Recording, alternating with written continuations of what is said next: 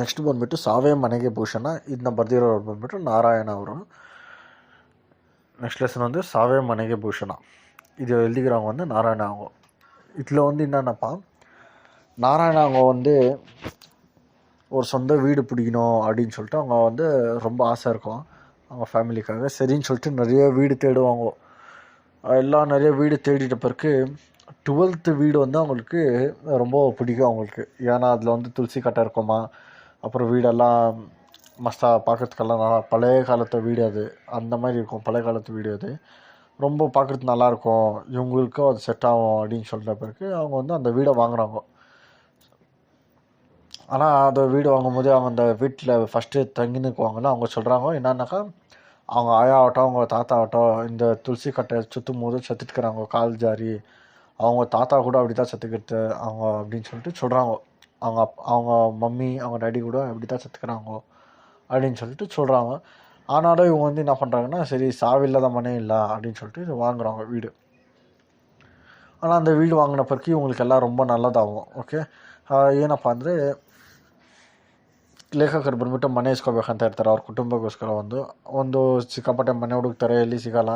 ಆಮೇಲೆ ಒಂದು 12ನೇ ಮನೆ ಅವ್ರಿಗೆ ಸಿಗುತ್ತೆ. ಅದು ಬಂದ್ಬಿಟ್ಟು ತುಂಬ ಚೆನ್ನಾಗಿರುತ್ತೆ, ತುಳಸಿ ಕಟ್ಟೆ ಇರುತ್ತೆ, ಹಳೇ ಕಾಲದ ಮನೆ. ಅದು ತುಂಬ ಇಷ್ಟ ಆಗಿಬಿಡುತ್ತೆ ಅವ್ರಿಗೆ. ಸರಿ ಅಂದ್ಬಿಟ್ಟು ಆ ಮನೇನ ಇಸ್ಕೋತಾರೆ. ಇಸ್ಕೊಳ್ಬೇಕಾದ್ರೆ ಅವ್ರು ಹೇಳ್ತಾರೆ, ಹಳೆಯೊಬ್ಬರು, ಇಲ್ಲಿ ತುಳಸಿ ಕಟ್ಟೆ ಸುತ್ತಬೇಕಾದ್ರೆ ನಮ್ಮಪ್ಪ ನಮ್ಮಮ್ಮ ನಮ್ಮ ಅಜ್ಜಿ ತಾತ ಎಲ್ಲ ಹಿಂಗೆ ಸತ್ತೋಗಿರೋದು, ಇದೇ ಮನೇಲಿ ಸತ್ತೋಗಿರೋದು ಅಂತ ಹೇಳ್ತಾರೆ.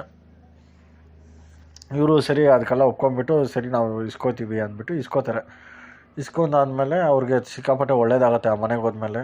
ಅದಾದಮೇಲೆ ಲೇಖಕರು ಅವರಪ್ಪ ಇಬ್ಬರೇ ಇರ್ತಾರೆ ಅಷ್ಟೇ. ಸೊ ಲೇಖಕರಿಗೆ ಬಂದ್ಬಿಟ್ಟು பாம்பேಗೆ ட்ரான்ஸ்ஃபர் ஆகತ್ತೆ.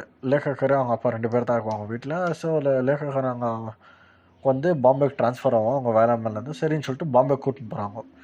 அவங்க கூட்டின்னு போனப்போ லேಖಕர் வந்து என்ன சொல்கிறாங்கன்னா, அவங்க அப்பாவுக்கு யாரும் அவ்வளோலாம் தெரியாது இல்லை பாம்பேலாம். அங்கே நிறைய ரோடுங்க இருக்கும், எங்கே போனால் எங்கே வருவோன்னு யாருக்குமே தெரியாது. ஸோ அதனால அவங்க லேಖಕர் என்ன சொல்கிறாங்கன்னா, அவங்க அப்பாவுக்கு 2-3 நாள் கூட்டின்னு போயிருப்பாங்க வெளியே வாக்கிங்க அவங்களே. சரி, அன்றைக்கி ஒரு நாள் என்ன பண்ணுறாங்கன்னா, நாங்கள் வரவருக்கோம் வேலைக்கு கொஞ்சம் வேலைக்கு நான் போயிட்டு வரேன், நான் வரவருக்கோம் நீ எங்கேயோ போகாத வாக்கிங் கீக்கின்னு, நான் வந்துட்ட பிறகு கூட்டின்னு போகிறேன் அப்படின்னு சொல்லிட்டு அவங்க வேலைக்கு போயிடுறாங்க. ಲೇಖಕರು ಬಂದುಬಿಟ್ಟು ಏನು ಮಾಡ್ತಾರಪ್ಪ ಅಂದರೆ, ಒಂದು ದಿವಸ ದಿನ ಅವರೇ ವಾಕಿಂಗ್ ಕರ್ಕೊಂಡು ಹೋಗ್ತಾ ಇದ್ದಾರಂತೆ. ಆದರೆ ಒಂದು ದಿವಸ ಬಂದು ಏನಾಗುತ್ತಪ್ಪ ಅಂದರೆ, ನನಗೆ ಸ್ವಲ್ಪ ಕೆಲಸ ಇದೆ, ನಾನು ಹೋಗಿ ಬರ್ತೀನಿ, ನೀನು ಎಲ್ಲಿ ಹೊರಗಡೆ ಹೋಗ್ಬಿಡಪ್ಪ ಅಂತ ಹೇಳ್ಬಿಟ್ಟು ಹೋಗ್ತಾರೆ. ಒಬ್ಬರೇ ಎಲ್ಲಿಗೂ ಹೋಗ್ಬಿಡಿ ಅಂತ ಹೇಳ್ಬಿಟ್ಟು ಹೋಗ್ತಾರೆ.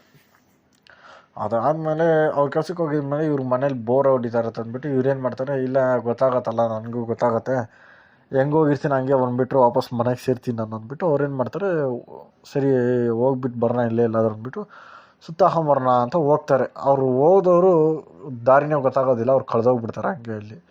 அவங்க சரி போயிட்டு வரலாம், நாங்களே சும்மா இங்கேயே போயிட்டு வந்துடலாம், தெரியும் நம்மளுக்கு தெரியும் தெரிஞ்சிடும் அப்படின்னு சொல்லிட்டு அவங்க அந்த தைரியத்தில் வந்து போகிறாங்க. போய் பார்த்தாக்கா வாபஸ் வரும்போது அவங்களுக்கு ரூட்டே தெரியாது, எல்லாம் வந்துடுவாங்க, எங்கேருந்து வந்தேன் எங்கேருந்து போனேன்னு சொல்லிட்டு. ஏன்னா நிறைய ரோடுங்க இருக்கும் அங்கே எல்லாம்.